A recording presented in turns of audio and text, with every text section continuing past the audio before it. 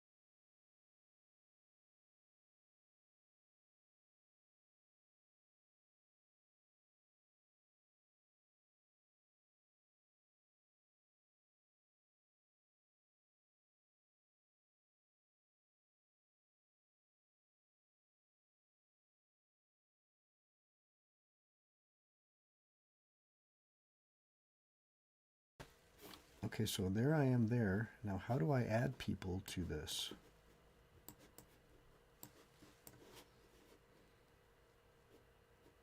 There we go. Invite.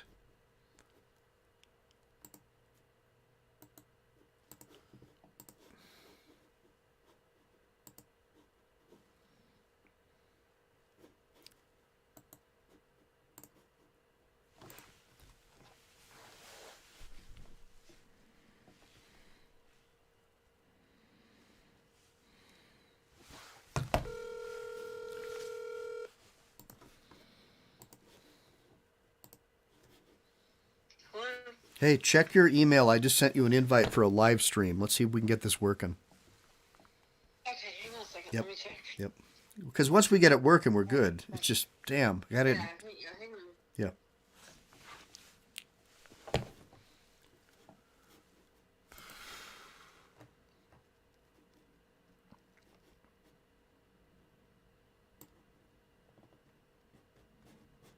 Okay, I see the email.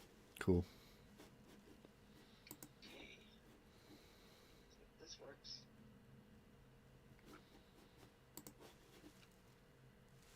I think the webinar is where I just talk and other people ask questions through the comments.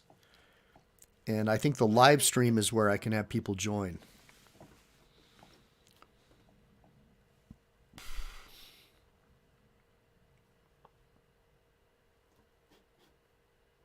Okay, hang on one second. I think I'm at. Okay. One second. I'm looking for you.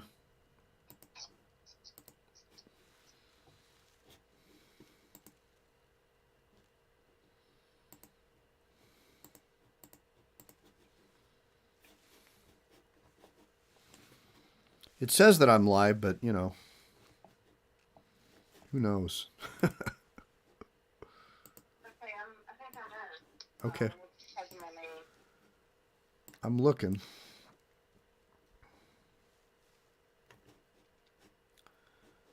It says that I'm streaming. I just don't see you in here.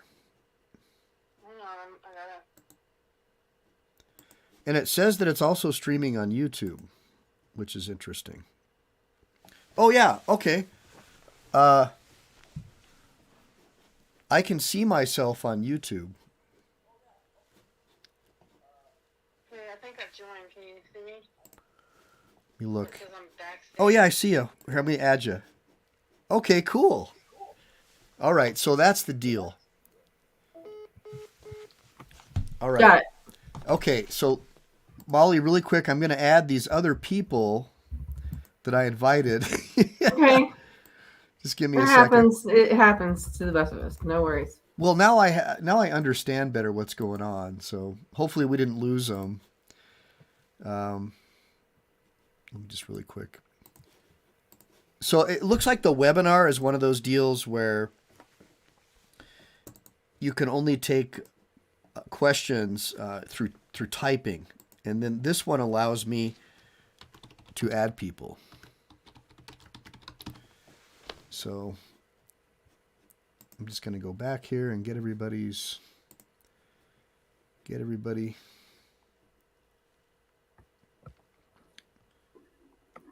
There we go. There's Dan, Jason. All right. Okay, so let me go back over here. So I'll change the title and everything of this later, because I put it down as a test. But as long as you can hear me, are we good? Yeah, I can hear and see you. Yep. Okay. Okay. So what we're gonna do, Molly, is we're gonna do. I'm gonna do a screen share really quick to kind of show these people what we're doing. Let me just go over here really fast and set it up. Okay. So basically, everybody, Molly reached out to me the other day, and she is a certified Google everything specialist. By the way, I'm Mike Eline. Everything that I do here is for a non-commercial purpose, trying to help people understand the law and understand SEO and marketing in an ethical way where you can survive on the internet because it's so crazy. And Molly is a Google certified partner, and she's got all these crazy credentials. I'll let Molly tell you all of her credentials because there's so many it would probably take an hour, but I'll leave a link to her profile in here. So what's going on is I've had this never-ending battle with Google and social media sites. I believe that their crowdsourcing programs and allowing people to edit your listings and allowing all these problems with their algorithm creates an environment of fear, uncertainty, and doubt, not only with people who are trying to develop an online presence, but to shareholders and stockholders, because it makes people not trust the product. It makes people not trust Google. So like me, I've invested a ton of money into Google. I don't like it that it's almost like the only way you can get any kind of a consistent presence is if you use pay-per-click. And you'll notice that they keep pushing everything down. They get you addicted to being in the map for a couple of months, and then they blow you out. They allow competitors to change, delete. The more popular you get as a Google certified maps, whatever, the more power you get to destroy people. And, other people like Molly may have a different take, but look, I'm a lawyer. I see it. I think there's a lot of unfair competition going on. And now we have this thing where if your competitor logs into Google and creates another LSA, they can make Google think that it's your listing and get your listing blown out. And I wanted Molly to talk a little bit more about it. So go ahead, Molly, introduce yourself and tell everybody what's going on. Yeah, hi, my name is Molly Youngblood. I'm based out of Jacksonville, Florida. My agency's name is Design Right For You.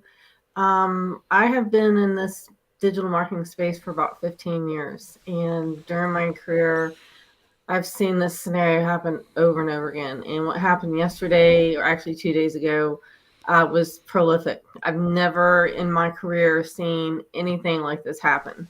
And it was one of my colleagues, Ben Fisher, who posted on Twitter about a business owner who had a legitimate LSA, so local service ad. So let's define what is an LSA. So an LSA is a type of ad that Google offers to local business owners. And they work a little bit differently than pay-per-click ads. So instead of paying for a click, you're paying for a phone call. And there are a few other things that are associated with LSAs, like you have to get approved for it. It's not something you can just sign up for. You have to go through a verification process. You have to produce business license, headshot, insurance. There's a list of things that you have to do to get approved for an LSA. And what's disturbing to me about this latest scenario about this business owner's LSA getting hijacked is the fact that this is a legitimate business with legitimate documentation, following the rules, they're getting leads, and then all of a sudden one of their competitors creates an LSA and basically hijacks their legitimate LSA listing, which means they get nothing. They don't get any leads or phone calls or anything. And it was something I personally have never seen before. Now, I'm very, very familiar with Google Business Profiles getting hijacked. I see it all the time. Business owners will hire an agency. The agency will create and own the listing, and then if something happens with the business relationship, they leave town, and the business owner is stuck with no listing. And so when I saw this yesterday, it just really blew my mind, because to me, this is just another way for competitors to basically put business owners out of business. And in my book, that's not okay. So, I was a part of the thread. I deal with LSAs all the time.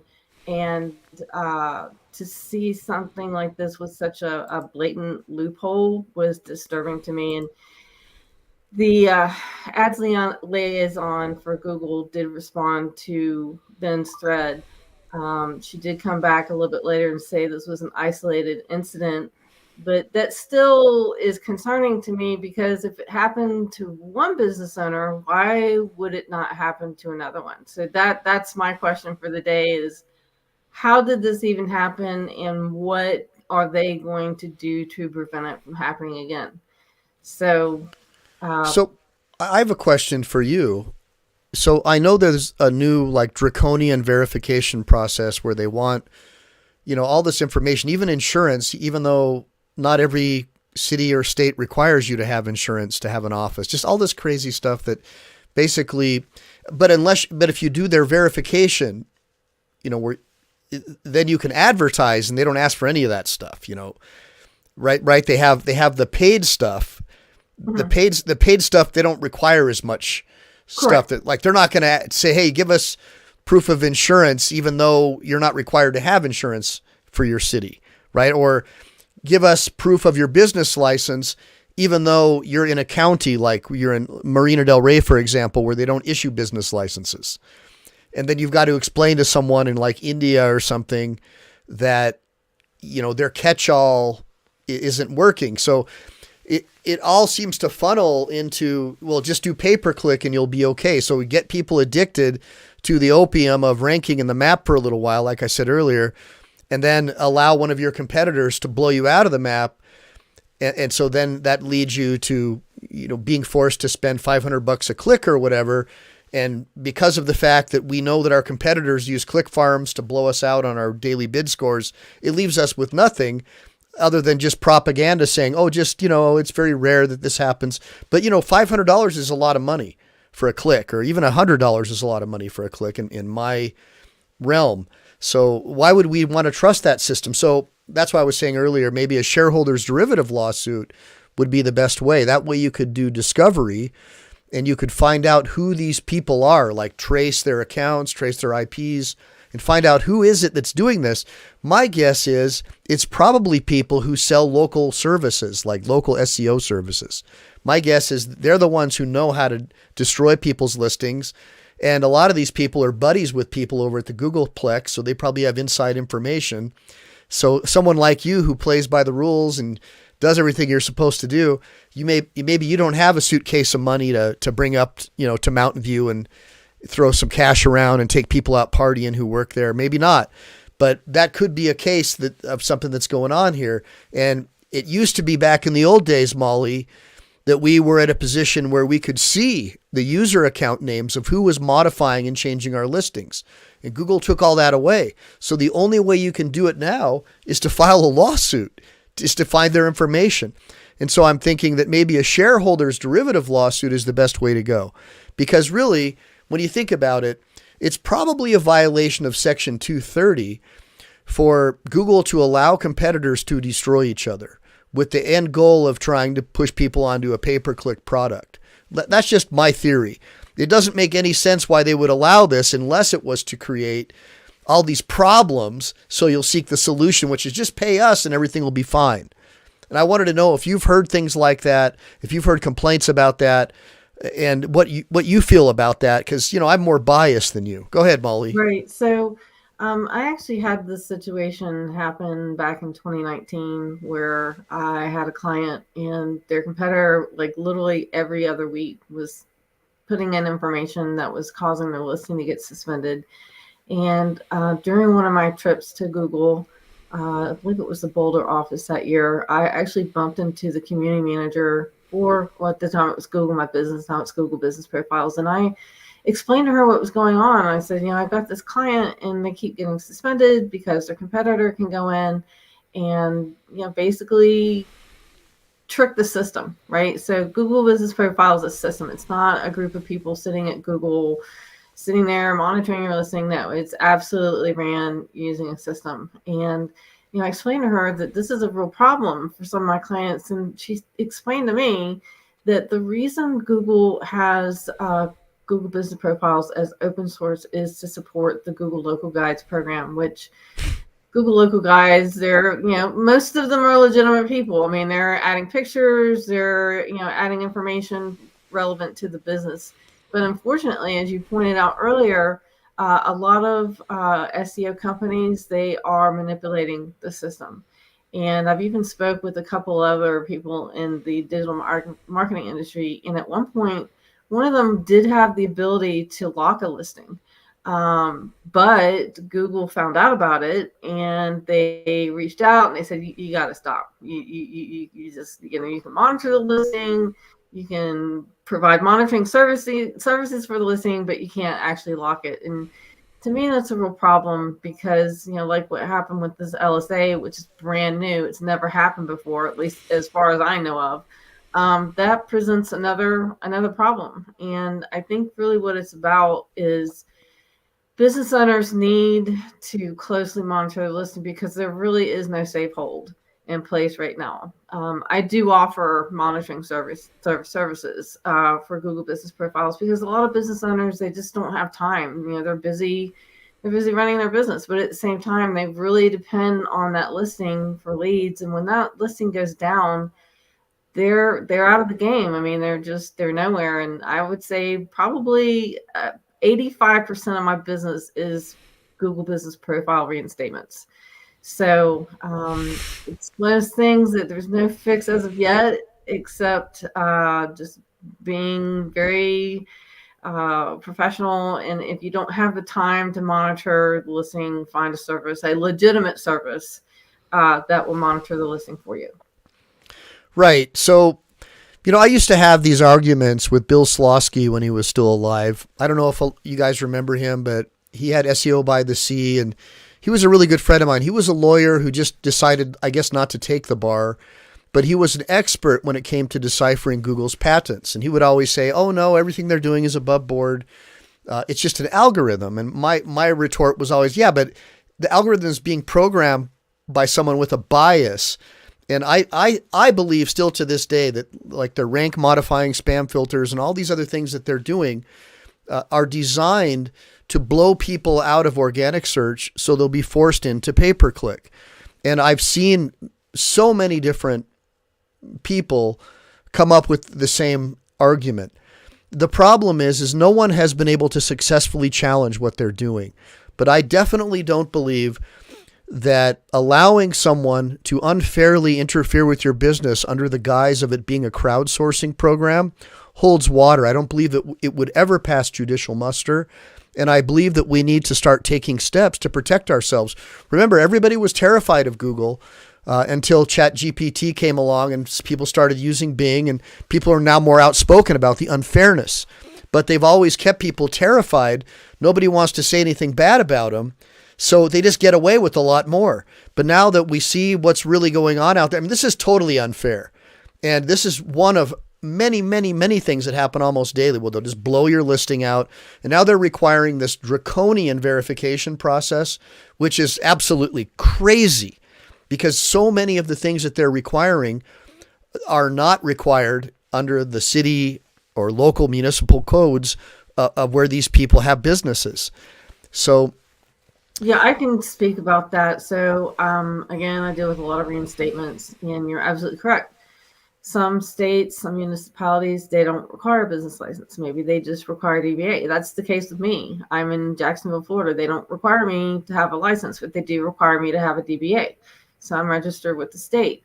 And when I'm dealing with clients, I get this pushback all the time about I don't have to have a license. All I'm required to do is to have, insurance and a DBA, and that's it. And normally when I go through that process, I will say the team on the Google Business Profile team, they do take that into account. So just because you may not be required to have a business license where you're located, and Google's saying, oh, you need to send in a business license in order to get your reinstatement done, isn't always necessarily the case, because I have successfully reinstated suspended listings with just a DBA and utility bill.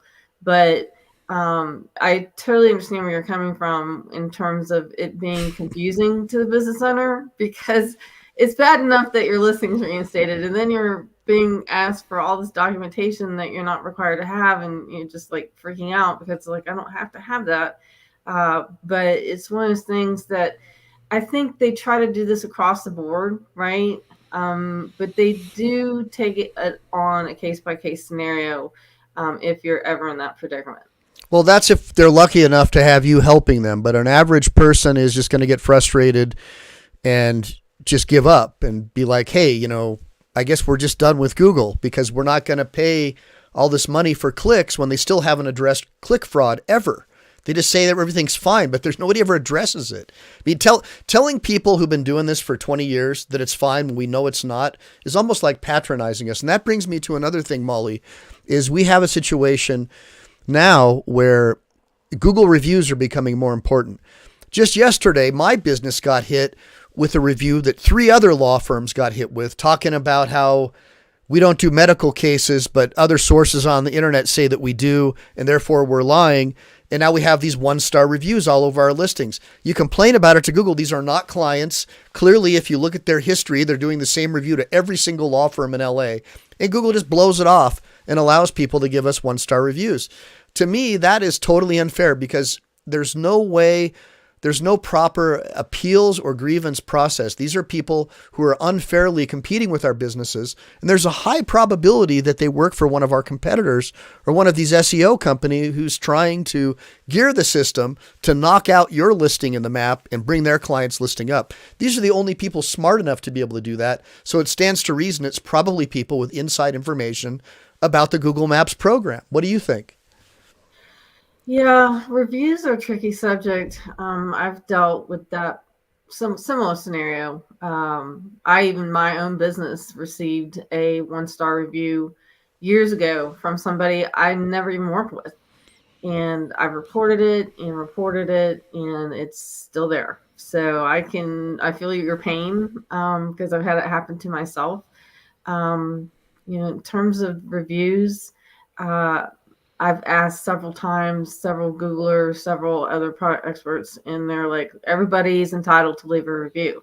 But I absolutely agree with you that there should be some type of safe hold system in place where if there is, I would consider that a spam review because they're not a client, they're not a colleague, they're not anybody you've ever associated with before, that they should be allowed to report that. And you can. They do have a way to report a review, but I really think that it needs Doesn't to be. work. Yeah, Doesn't work. It's a joke. Yeah, it definitely has some room for improvement. But yeah, typically when I have a client come to me and express the scenario, I will tell them report the review. That's really all I can do as a SEO is just guide them, right? As the only thing that I know to do. I will say this though. One of the things I do tell business owners that if they do get a negative review is to respond to it. That's exactly what I did. So when I got this negative review, I responded to it. I'm like, listen, I don't know who you are. I've never done business with you before. I don't know why you're leaving me this review. And by doing that, you at least save some face in the public because people can see, okay, well, at least this person is interacting with the reviews and they're saying this is not a legitimate review. So that would be my advice for now until they can improve the process. Well, I appreciate that, Molly, and I always like it that you try to be evenly keeled and level headed about it. It's just that I have all these lawyers complaining that these SEO companies who are selling local services will start calling them a couple of days after they get these negative reviews. And they're told by these local SEO companies if they hire them, they can get rid of the reviews. So it just makes me wonder, like, how bad is this program being exploited? Because I believe if Google would start sharing the information about the people trying to destroy us like they used to, that the fraud and the lies and the deception would probably almost disappear, because now these people know that we can find them again. I was able to track down the people who were doing it to me before, and they definitely heard from me.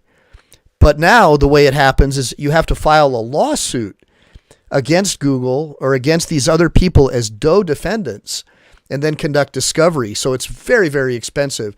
So Molly, what I wanted to do is, I know that today's live webinar, whatever you want to call it, was kind of a disaster because we had a bunch of people that were supposed to join us.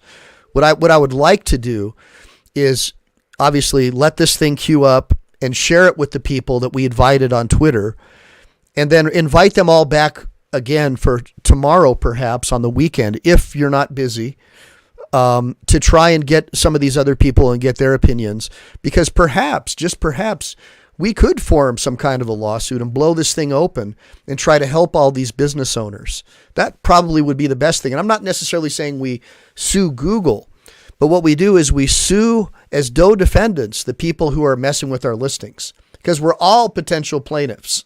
All of us who have had our listing interfered with are potential plaintiffs. So maybe what we do is we build a lawsuit and we pool our money together. Maybe get the FTC or whoever it is that helps with regulation involved, because to me, something is underhanded. I would never, if I was a publicly traded company like Google, I would never allow open source to be used as a pretext to destroy people. There's a way that you can do this like they had it before.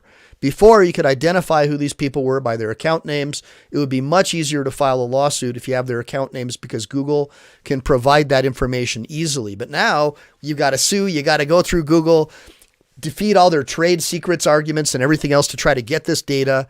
It's extremely expensive. And at the end of the day, we've got like hundreds of one-star reviews, probably written by an SEO company, probably an SEO company who's always reporting your listing, right? Trying to get you in trouble. And that's the big problem. All these SEO, these self-righteous local SEO guys, they're probably the biggest criminals out there. And they're doing everything they can to hurt you and enrich the people that are paying them. And I think that's totally unfair. What do you think? I have actually had clients sue people that they knew stole their listing. I had this one client, oh gosh, it was a mess. I mean, it went on for like over a year trying to help this lady. And she ultimately sued the person who hijacked her listing. It was a scenario, I'm not going to get too specific, but basically she was renting a space and she was co-using the laptop that was available in this space. It was a marina, so it's not, like an office type scenario, and they had a conflict. They had a disagreement.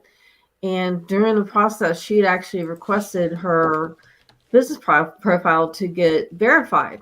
And before the postcard, and this shows how old this is because it was a postcard method. But before, I'm kind of dating myself here. Yeah. But before she got the postcard, she wound up leaving. And this business owner logged onto the computer. She hadn't removed her Google business profile. He logged into her account and he verified the business. And then he changed everything. He changed everything to his business. He had redirects going to his website. I mean, it was a mess. And this lady, she wound up hiring an attorney. They took him to court. She actually asked me to be an expert witness because I had been there the whole time trying to help her. Yeah. And ultimately, the judge found for her, and he was ordered to pay restitution on potential clients that she had missed out on. I believe he was dinged for impersonating a business. So, I mean, what you're saying is viable, but as you pointed out, the only reason this lady was able to do it is because she had proof that this guy had logged into her account and did this. In the way that things are set up now, like you said, we don't have that information. We don't have that ability to know who's changing information on profile. Now, in regards to reviews, you do have that information because the person who leaves the review, they do it under their account, so you have that. But these, like you said, it could be local SEO companies, it could Yeah. be competitors. We don't know.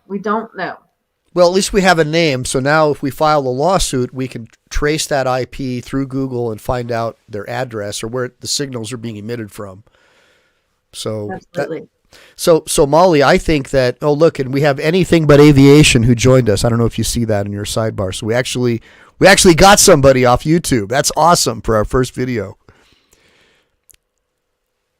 It looks like can you hear me now, Molly? Yeah, I can hear you. Okay. Looks like you went mute for a second. So here's what I'd like to do, Molly. You can be like the Pied Piper and try to share this crummy video that we did and just tell people to ignore the first couple minutes. And then tomorrow we could have, if you wanted to, we could do it tomorrow, or we could reschedule for like Monday or Tuesday, where it's like during the week, and try to get a full team on board. What I would like to do, my goal here is to form an alliance of lawyers who are getting their listings screwed with and pool our money together so we can bring an action, maybe a class action, to stop this nonsense.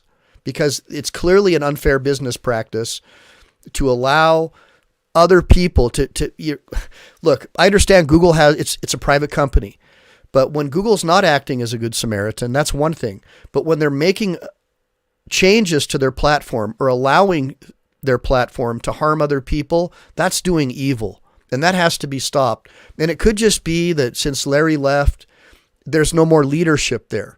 It could just be that they're driving the company into the ground, and that could very well be the case.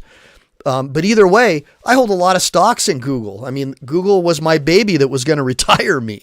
So I have a vested interest as a shareholder. And if you have any shares in Google, I mean, all of us are victims here, because now if all these lawsuits start getting filed, you and I are paying for that as shareholders. They got to hire lawyers to do these discovery requests.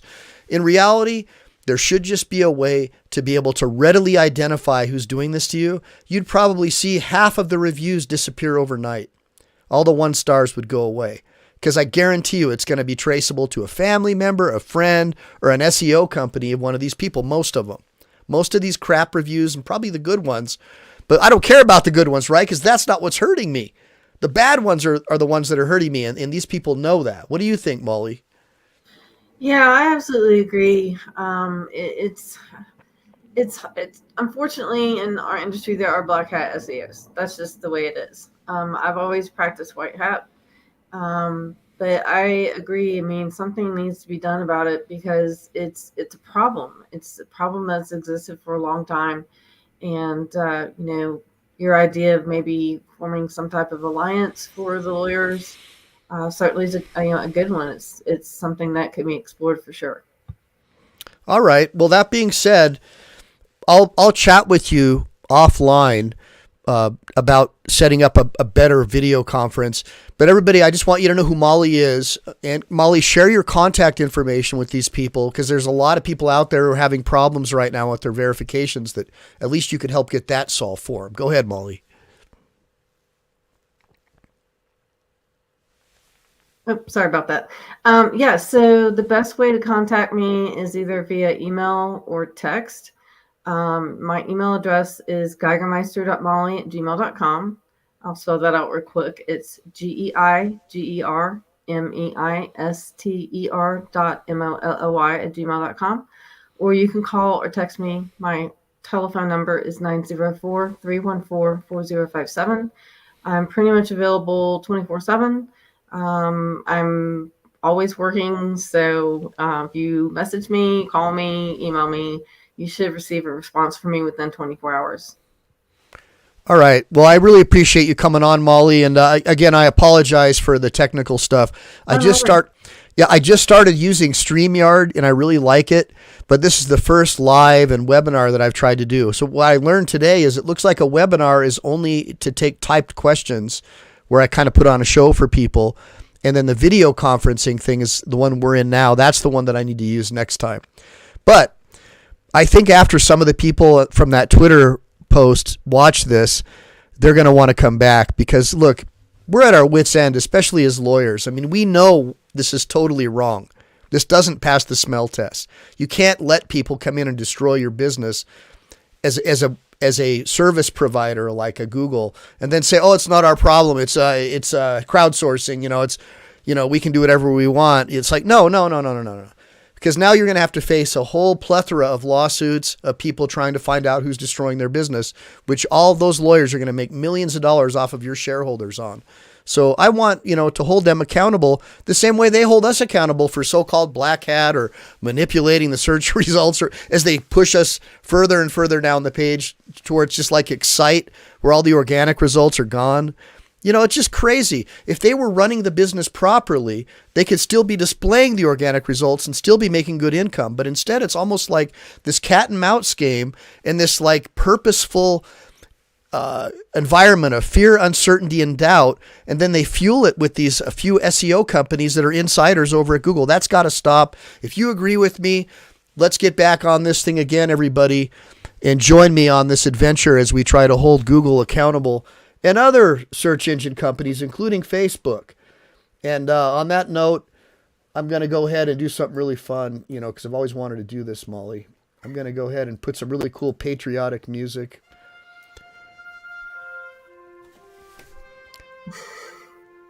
Thank you for joining. Thank you for all right, guys.